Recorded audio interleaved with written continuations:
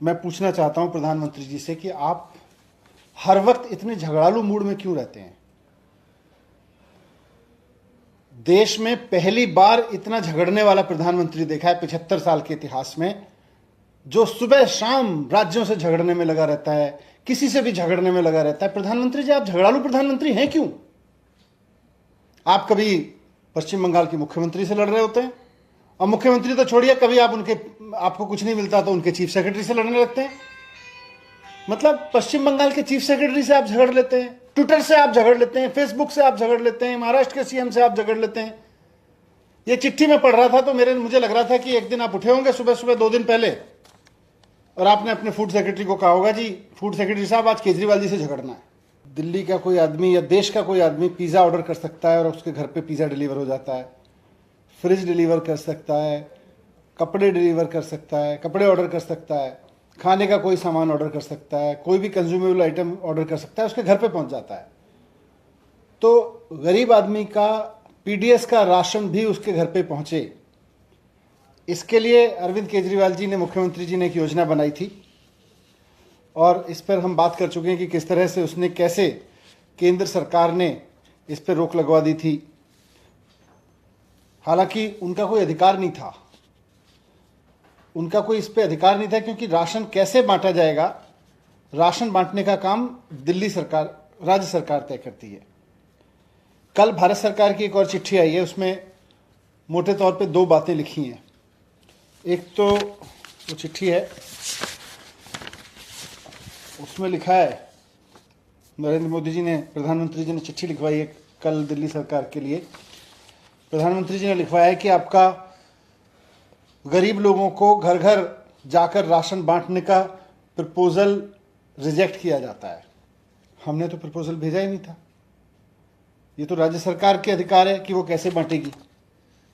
वो तो आपने अखबारों में खबर पढ़ के ये चिंता व्यक्त की थी, भाई इसका नाम मुख्यमंत्री योजना मत रखो। हमने बता दिया था आपको कि मुख्यमंत्री योजना नहीं रख रहे, फिर आपने कौन सा प्रपोजल रिजेक्ट कर दिया। दूसरा और सबसे महत्वपूर्ण बात यह है कि जो ये चिट्ठी लिखी है इसमें, कि गरीबों का राशन उनके घर क्यों नहीं पहुंचाया जा सकता है। प्रधानमंत्री जी ने दिल्ली सरकार को चिट्ठी लिखवाई है कि गरीब लोगों का राशन उनके घर क्यों नहीं पहुंचाया जा सकता है। भले ही पिज्जा पहुंच जाता हो, भले ही अमेजन, फ्लिपकार्ट कुछ भी सामान लोगों के घर पहुंचा देते हो, लेकिन गरीब लोगों का घर का उनका राशन नहीं पहुंचाया जा सकता, ये प्रधानमंत्री जी कह रहे हैं। प्रधानमंत्री जी ने जो बहाने दिए हैं कि गरीब लोगों का राशन उनके घर नहीं पहुंचाया जा सकता, उसमें मोटे तौर पे 5-6 चीजें उन्होंने लिखवाई हैं। उसमें लिखा है कि भाई आपने ये नहीं बताया साहब इसका प्राइस क्या होगा। अरे आप हमसे पूछ लेते प्राइस क्या होगा, हम बता देते। आपने तो बिना पूछे ही कह दिया, रिजेक्ट कर दिया, प्रपोजल रिजेक्टेड।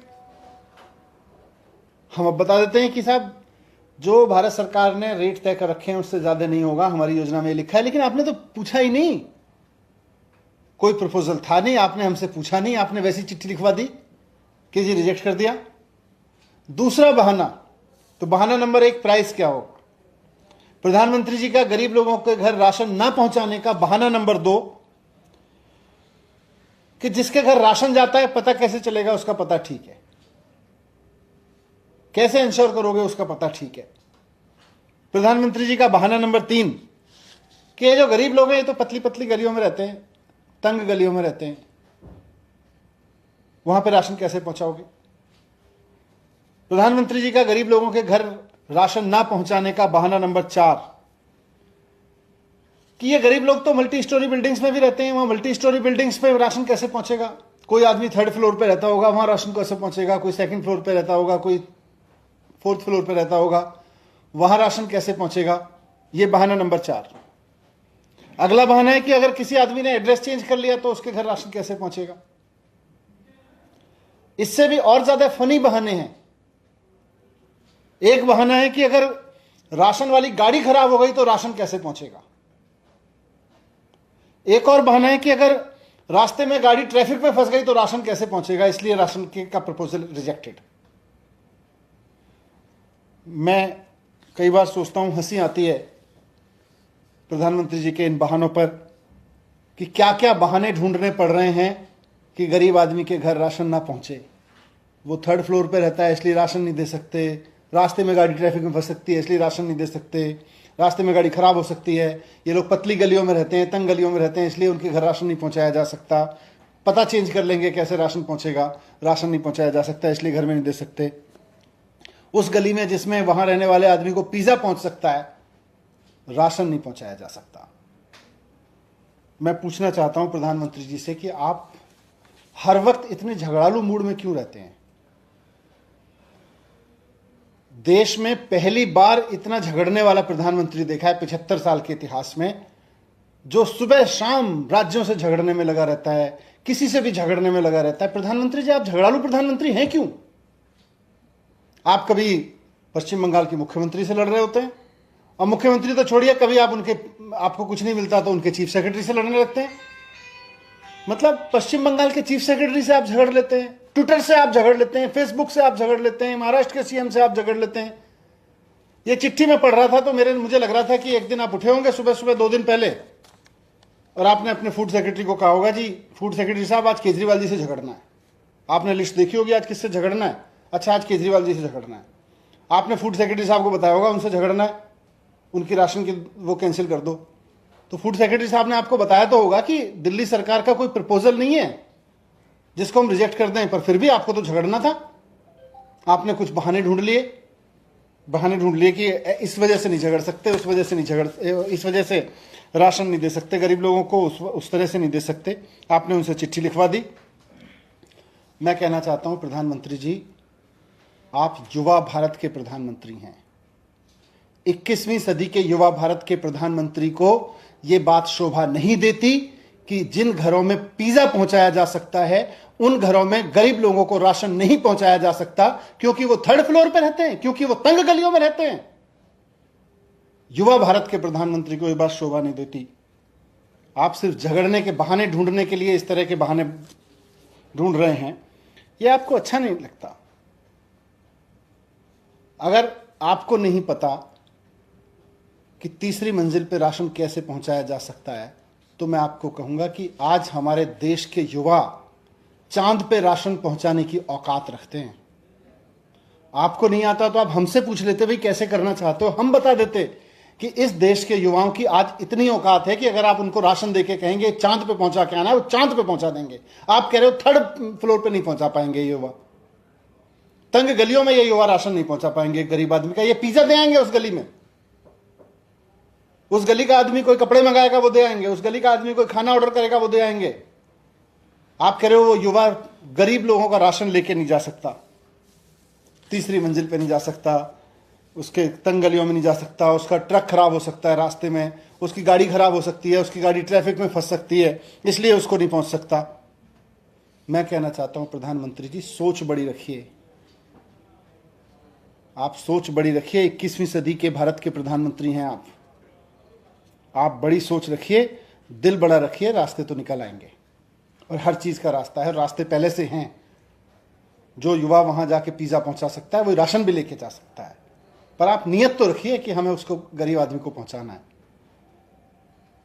रोज सुबह उठ के अपनी लिस्ट चेक करने से कि आज किससे झगड़ना है, उससे बात नहीं बनेगी।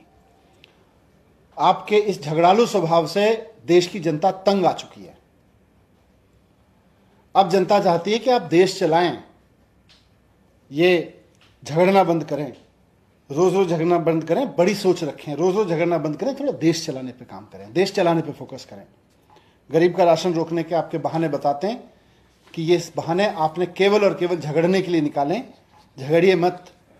21वीं सदी के प्रधानमंत्री को चाहिए कि वो ऐसा सोचे जो अब तक ना किया गया हो, वो भी करने की हिम्मत रखता हो अपने युवाओं के दम पे। बहुत धन्यवाद। अमित जी, एक सवाल। सीएम साहब ने जो एलजी साहब को इस बारे में चिट्ठी लिखी थी, उसमें कहा था कि आपसे जो राय मांगी थी वो स्कीम की फाइनल स्कीम के ऊपर नहीं मांगी थी, केवल एक नोटिफिकेशन के ऊपर मांगी थी। आप कह रहे हैं कि अभी भी जो रिजेक्ट हुई है, जब प्रपोजल भेजा ही नहीं तो रिजेक्ट क्या हो गया? तो आप मतलब क्या सरकार ये कह रही कि स्कीम अभी भी वहीं की वहीं है, और क्या आप लागू करने की तरफ आगे बढ़ रहे हैं इस तरह का कुछ? नहीं, लागू तो उसको करना ही है, लेकिन ये एलजी साहब से रिजेक्ट करा देंगे, फिर इस तरह के बहाने लगा के रिजेक्ट करेंगे। तो हम ये भी कहना चाहते हैं कि प्रधानमंत्री जी के स्वभाव में झगड़ना हो गया है, हर सिख से झगड़ना चाहते हैं, राशन की स्कीम पर झगड़ना चाहते हैं। क्यों झगड़ना चाहते हैं राशन की स्कीम पर? देश के प्रधानमंत्री को अगर किसी गरीब आदमी के घर राशन पहुंच सकता है, जबकि बाजू वाले के घर पिज्जा पहुंच रहा है उसी में, तो राशन पहुंचने में क्या दिक्कत है? सर, लेकिन आप कह रहे हैं कि कोई प्रपोजल हमने कभी भेजा भी नहीं, तो आप इससे पहले जब कहा कि हमने सूचित किया था अपनी योजना को लेकर, तो उसको आप क्या कहेंगे? वो देखिए, ये इसको भी समझ लें, क्योंकि पीडीएस में राशन बांटना सरकार मतलब राज्य सरकारों का काम है। तो हम तो अपने राशन बांटने के तरीके में सुधार कर रहे थे। इन्होंने कहा भाई ये आप जो सुधार कर रहे हो अखबारों में पढ़ा है हमने, इसमें आप मुख्यमंत्री योजना जोड़ रहे हो, मुख्यमंत्री योजना हटा दो। हमने हटा दिया नाम। अब उसके बाद में एलजी साहब के पास अप्रूवल के लिए भेजी थी, इन्होंने रुकवा दिया उसको। सर, लगातार केंद्र की ओर से भी और बीजेपी की ओर से कहा जा रहा है कि जो वन नेशन वन कार्ड वाली योजना है वो दिल्ली सरकार लागू नहीं कर रही है और तरह तरह के बहाने दिए जा रहे हैं, उसको जल्द से जल्द क्यों नहीं लागू कर रहे हैं? ये किस वजह से? देखिए, 75 लाख लोगों को 2000 दुकानों से राशन मिलता है और करीब 3.5 करोड़ किलो राशन हर महीने मिलता है नॉर्मल पीरियड में। अभी तो कोविड की वजह से और लॉकडाउन की वजह से ज़्यादा मिल रहा है। नॉर्मल कोर्स में 3.5 करोड़ किलो राशन हर महीने बंटता है। लोगों की सबसे बड़ी समस्या यह है कि दुकानें नहीं खुलती। लोगों की सबसे बड़ी समस्या है कि दुकानों के सामने लाइनें लगी रहती हैं। लोगों की समस्या यह है कि वो कह देता है नहीं राशन, दुकान भी खुलती है तो वो कम देता है। इस सब समस्या का समाधान हम बता रहे हैं कि भाई इसका समाधान है कि जो आदमी जहां रहता है उसके घर पे पैक्ड पीस के राशन पहुंचा दिया जाए, उसके घर पे पहुंचा दिया जाए। उसको दुकान खोलने का इंतजार ही नहीं करना, उसको इस बात का इंतजार ही नहीं करना कि 3 किलो आया कि 5। राशन वाला कह देता है भाई 5 किलो नहीं आया, इस बार 3 किलो आया है। तो ये सारी बेईमानी रोकने के लिए इन 73 लाख लोगों के लिए ये योजना बनाई है।